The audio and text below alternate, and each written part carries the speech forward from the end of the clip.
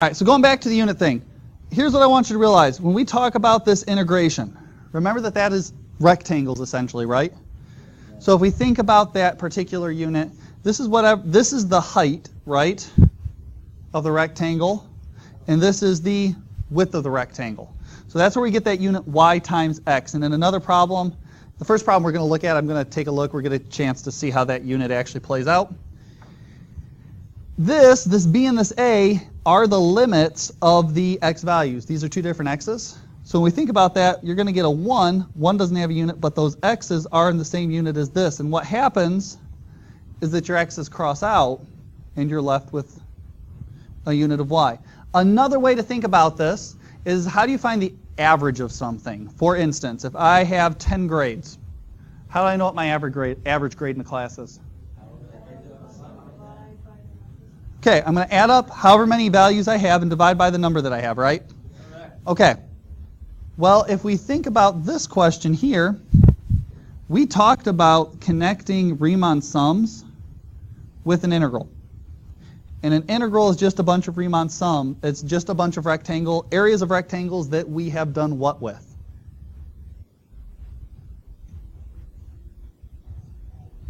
It's the reason why it's called a Riemann sum, because you've added them together, right? So I've added a bunch of areas of rectangles together, and then I'm dividing by however wide those rectangles were.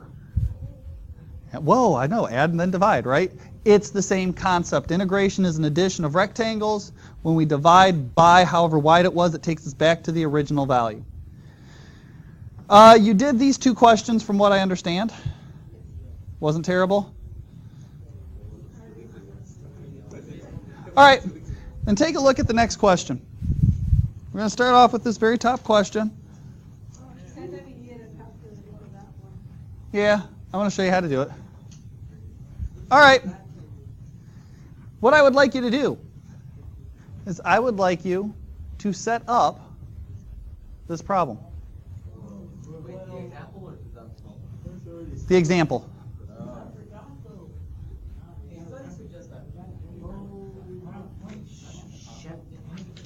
And I'm going to pause right here. All right, so you should have this set up by now. Always have to talk weird into the mic, important stuff. So when you go through and you deal with this question, I'm asking for the average speed. This is already a speed. So to find the average speed, I need to take the integral from 1 to 4 of what? Now, you have a couple options. You can write 2t to the third minus 21t squared plus 60t plus 20. Put that all in parentheses and then put a dt at the end. Or you can be inherently lazy and say you're just going to take the integral of s of t dt. And to let you know, that is not something that you can do. That is something that you are expected to do. If the function has a name, use it. Now, this does not give me the average speed. In fact, if I integrate this, this would actually give me, what is the speed measured in kilometers per hour? This would actually give me kilometers per hour times hours. So if I were to use this right now, remember these are rectangles with these units, a height in kilometers per hour and a width of hours, this would actually give me a kilometer, which is a distance, not a speed. Where does the speed part come in? That comes in by the fact that this, for an average value, should be 1 over 4 minus 1, which is an 1 over our problem. Hours cancel out, and we're left with speed, kilometers per hour. Okay? Now, last period, someone asked, can I just write that as 1 over 3 because it's really easy? And I would, because I want to show them that I understand how I got this average, I would personally show them this 1 over 4 minus 1. I know that it's an easy piece of math. I know that you can do 4 minus 1. It's 2. Whoa. Right? 1 over 4 minus 1. We can do 1 over 4 minus 1. We'll get our 1 over 3 and call it a day. But, I know there's some of you that looked at me like I had 6 heads. But that's not The point is to know that you have the setup. Always do the setup without simplifying first, then do the simplification.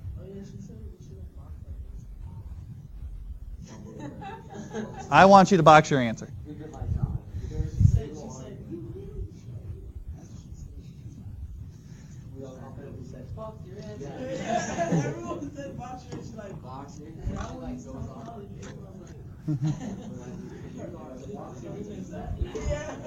It's all good. No. All right, so now what I want to do is I want to show you in your calculator. Yes? What is the DT? So if you remember we talked about this briefly with Riemann sums while you were here. If we take this is your function. This DT represents a very, very small width of the rectangle we're dealing with. Because remember, we talked about a Riemann sum. We called that the f of c of k, where k is equal to 1 to some n value times delta x of k. Right? This was back from Riemann sums, where these are rectangles that have a height at some c of k value times a width that's determined by delta x. And what did we do? We took a limit where we let n go to infinity. And if we have an infinite number of rectangles and we have to keep it within a fixed space, what happens to the width of each of those rectangles? They become infinitesimally small is the word we're going to use. And all that just means is there a width? Yes. Is it basically 0? Sure. But is it 0? No. So when we start, exactly, we're never going to actually hit 0, but we're going to get pretty darn close as we keep getting closer and closer to infinity. So as we start trying to put more and more rectangles in here and taking that limit, this delta x of k gets smaller and smaller and smaller. This f of c of k is that s of t, your function, at specific values, this time t. This delta x of k then is going to be represented as even subintervals between 1 and 4, but they're going to be so very small that they have almost no width whatsoever. And it's a symbolic representation of that.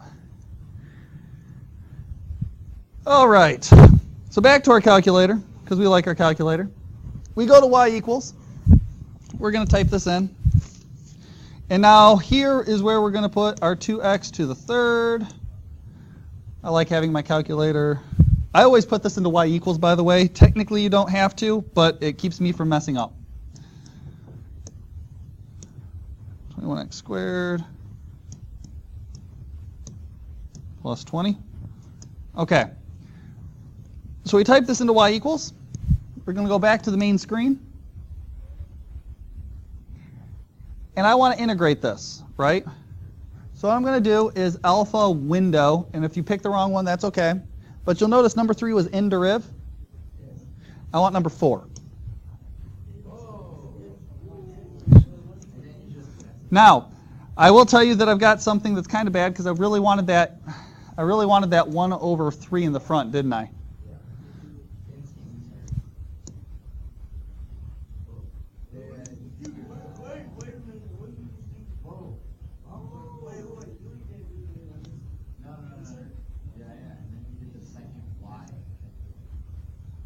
Yeah, it's good stuff.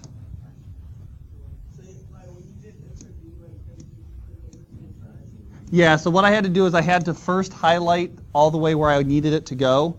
And what it will do is at the space that you're highlighted at, it will shift everything that's on and after that space to the right one. So it's really useful there. All right, where am I going to go next? Alpha graph? There's no alpha graph. Alpha trace? Although I did just graph the picture, so that's nice. Alpha trace. Trace. Stop doing things.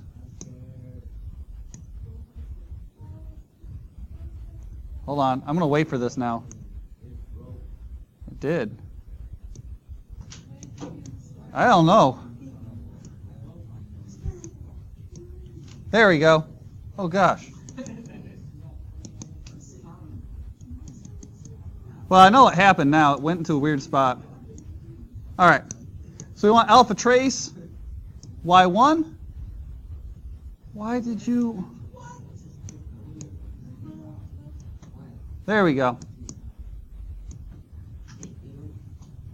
Dx.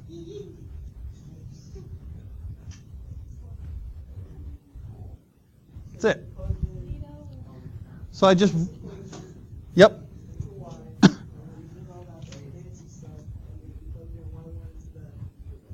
Yep. Now you are going to use dx here because your y1 was in x variables, so that's what you want to pull. And you got your answer. That's it.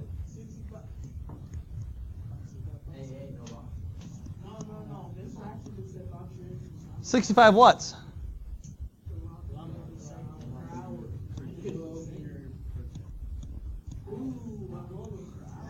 I like to box my answer. Yes.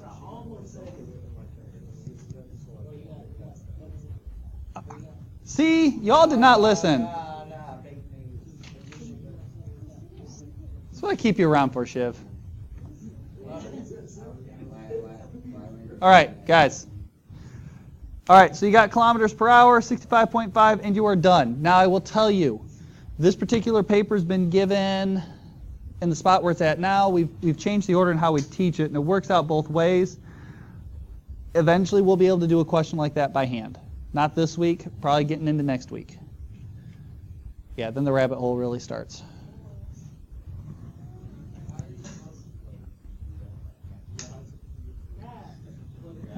We haven't gotten to that, and I'm going to leave you in suspense.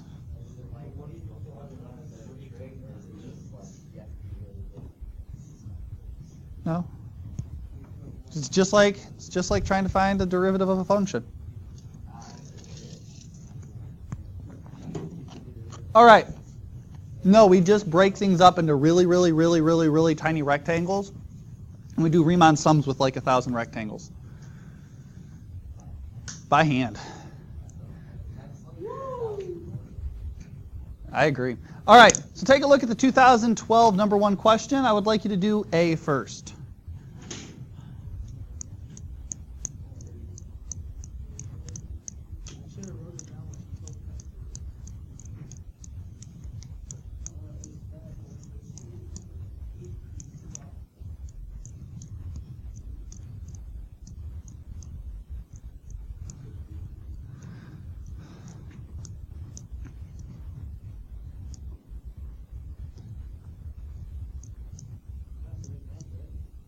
Yep.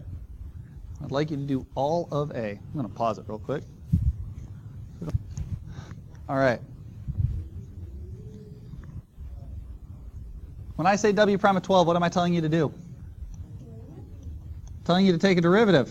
Of course, I don't have a function, so I can't take a derivative. And I don't know what that particular function is. I didn't tell you. You are not allowed to make any guesses at it, no assumptions. Therefore, you have to do something else to get W prime of 12. What do you have to do? Average rate of change. Now I'm going to do something here that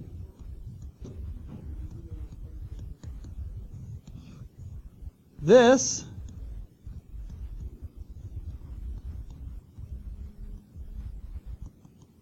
is incorrect. This is an approximation. Whoa. That would have been sad. So make sure that you use an approximation here. Approximations are important. You want to make sure that you've done that. And even better, I'm going to leave my answer just like this as a free response form. For those of you that absolutely must simplify because, you know, it's what you do, you could also put this as 6.1 over 6 degrees Fahrenheit per minute. That is part 1 of A. You also have a part 2 to A. Using correct units, interpret the meaning of the answer in the context of this problem. What on earth does that mean when I say W prime of 12 is 67.9 minus 61.8 over 15 minus 9 degrees Fahrenheit per minute? At 12 minutes, I like that.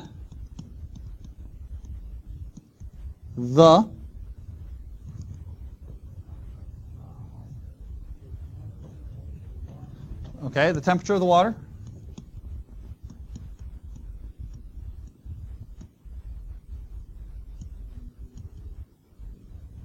is, I like that word,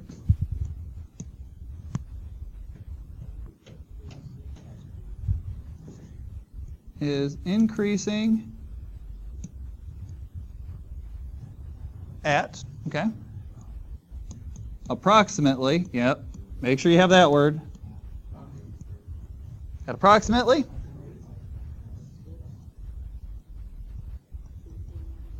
if you didn't write 6.1 over 6 and you just left your answer as this, you can actually just put the whole thing in. You're still right. It's mathematically equivalent. Close enough. If you want to write 6.1 over 6, you're certainly welcome to. I like this. Things that I see that you've included. You've included the word approximately. So you're making sure that they know you have an approximation. You've already identified that we're looking specifically at the 12-minute mark. So that is good. You also told me that the temperature of the water is increasing, which is acceptable. You could have said at 12 minutes, just go with it. Just go with it. You could have also said at 12 minutes, the rate of change of the temperature of the water is approximately. Also acceptable. So both of those would be good. I like that. Nice. Questions? What about B? Read through that. Set it up.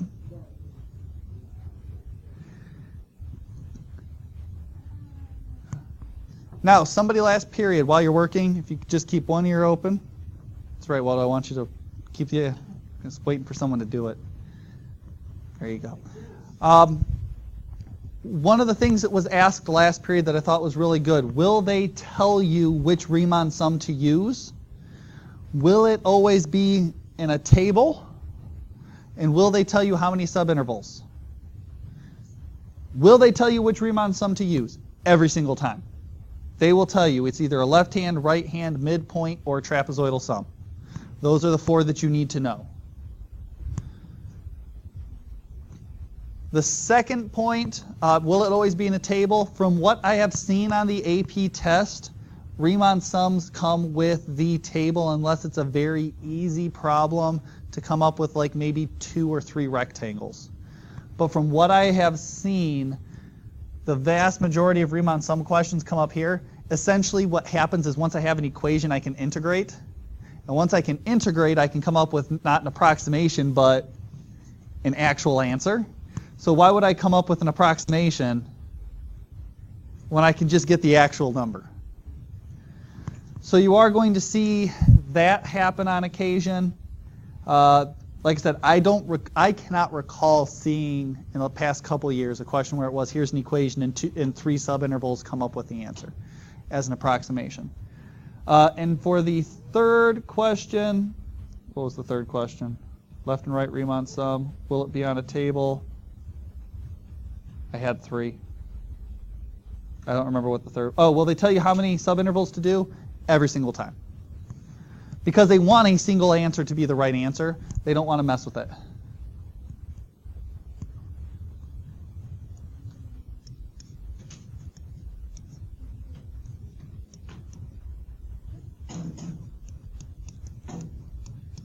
All right.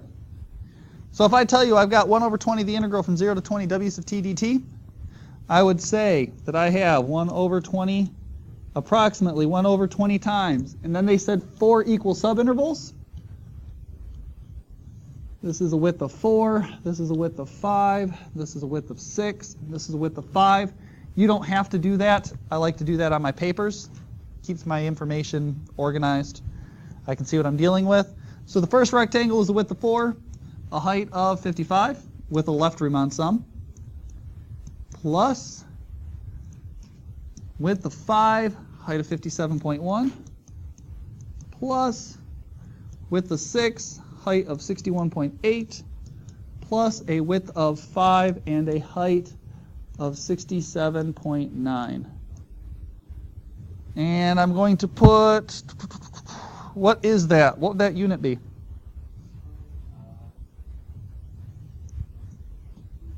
Temperature, so it would be degrees Fahrenheit. There's your number. Notice I'm not doing anything else. I will tell you, this is question 1 on a free response, which means this is a calculator-based question. So for those of you that are single number people, you could type that into your calculator, but you have to write this step anyways. So why type it into the calculator if you're already going to write this step down? I have to see you write all of these rectangles out. You've already got the numbers. It's mathematically equivalent. I am done, and I want you to get used to boxing at this spot. All right, strap on some gloves. No hitting below the belt. So, intermediate answers if you listen to Shiv. All right, so we get this, degrees Fahrenheit. You are good on the first part of this question. You're finished at that spot. You got your 4 subintervals, your 1/20th, you've got your degrees Fahrenheit. Just to give you a heads up, what I would expect on the AP test lately, I could see something like this. For 0 is less than or equal to t is less than or equal to 20. I'd expect that to be gone. Use a left Riemann sum with 4 subintervals indicated by the data in the table to approximate 1/20th integral 0 to 20 w sub t dt. I would expect this statement. Using correct units, interpret the meaning of your answer in the context of this problem, and then I would expect the under or over estimate. 1 second, I got to answer the phone.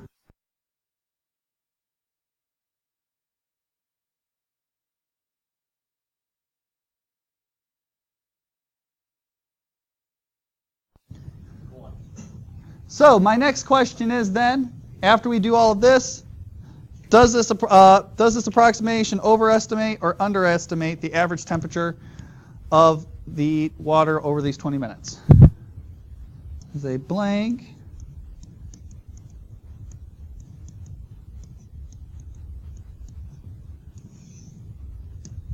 We have some blanks. It is some sort of estimate, since, and then there's some other reason. What type of a Riemann sum did we say we're using? What else do we know about the function that might be important? That's the important part. Why is that important? It's not that it's concave up necessarily, but the function is increasing. So if we take rectangles from the left-hand side, each of these rectangles will always be under the x-axis, or will always be under the curve. Therefore, we say this is an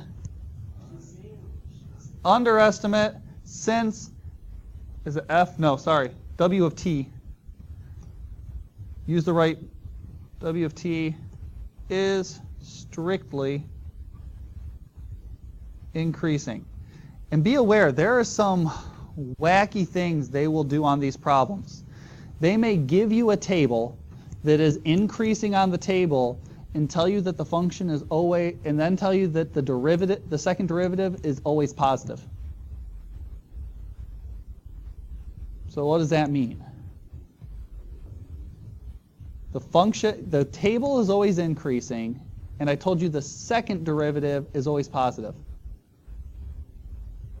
It means we have a concave up graph, and it means that the rate of change is always increasing. And since I told you each of these numbers is increasing, that would mean what? It means that the rate of change is also increasing, and if the rate of change is already positive and is increasing, then the function is strictly increasing. Oh my God, yes, and they are going to make you justify that. I love it. Sounds like that sounds terrible. All right, moving on. Last question. You got a pretty graph. Go ahead and draw your pretty picture. No, it's not. Mine's drawn for me. I did draw that pretty picture. You have a ruler.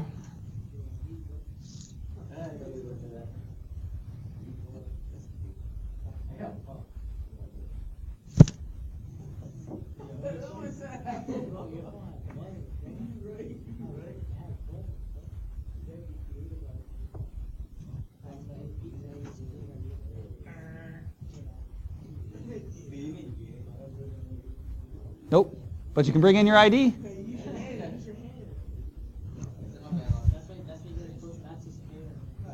Not to scale. It's a good thing graphing is not a required part of the AP test. So you are going to graph the pretty picture, and then we are going to find, and please do not mistake what this is saying right here. Again, you have to realize that this particular set of notes, it's a really interesting set that can be moved either forward or backwards in the curriculum. So there are some people that will teach this at the very end of learning all the basics. What we're doing right now is kind of building the idea of what a definite integral is, and then we'll learn what an indefinite integral is. And once we've learned that, we'll combine the two of them into a beautiful, beautiful mess of awesome. Your job is to find the average value of that function. How do you find an average value of a continuous function?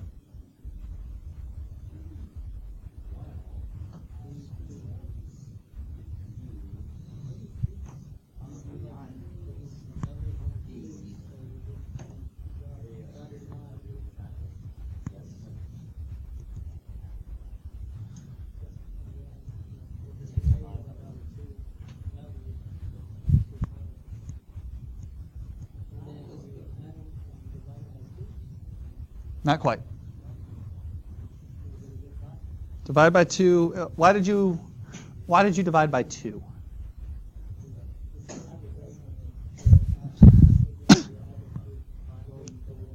Okay. And here's the problem with that. So I like your idea of doing that, but you're assuming that the weight of the triangles are the same. And what I mean by that is that if these triangles were cut into the center part perfectly, and these two triangles were basically the same exact heights, we would be fine with that. But that's not what this question is having us do. The question, these are clearly two very different triangles, although we're going to find out they're not all that different. But because these have a slightly different weight to each of them, they're not equals. We're not, adding and dividing by 2 is not going to actually give us the average value of this. You were close. Now, and this is why I said be careful. It says without integrating using geometry, but we're still going to write an integral in this problem. We just said average value is 1 over the b minus a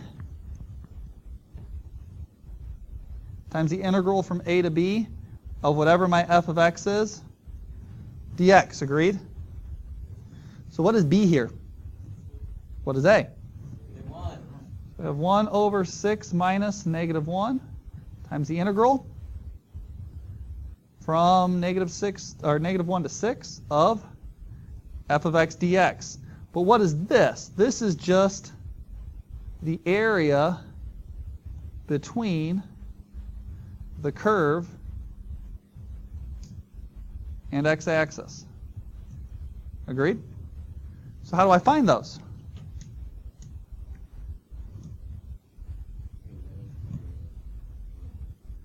Well, I have two. What shapes did we just make? We made 2 triangles. So what's the area of this first triangle?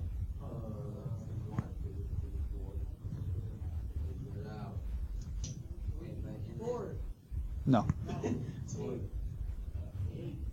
8. 4 times 4 divided by 2. That's an area of 8. What's the area of the right triangle? Yep, half times base times height.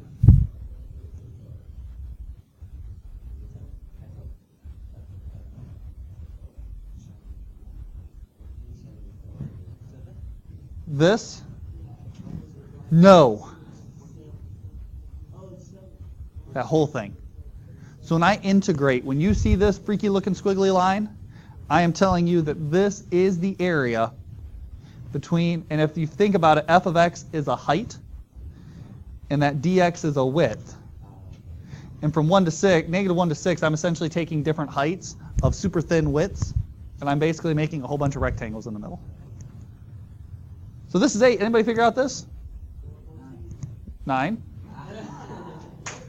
So you have 1/7 times 8 plus 9. 17/7.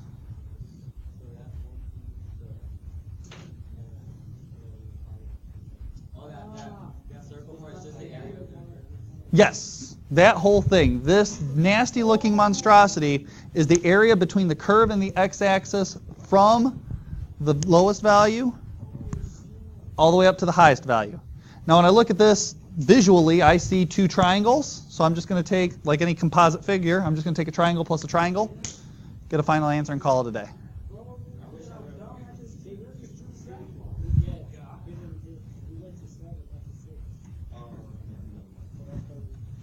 Oh, you went all the way out to 7? Yeah. Okay. Wait, that doesn't seem right. Ladies and gentlemen, you have a homework assignment built off of this.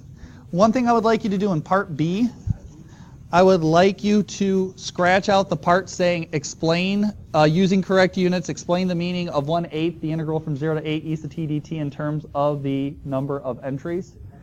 Cross that out. I don't like the interpretation of that question. Part B, the interpretation of that question is not very good.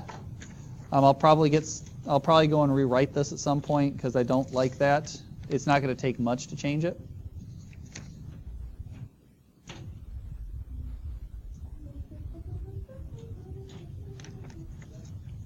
You have got a few minutes to work on these, so please use this time. Front and back. So it's a whole whopping 7 questions. My particular favorite question is number 2. Or sorry, not number 2, number 3.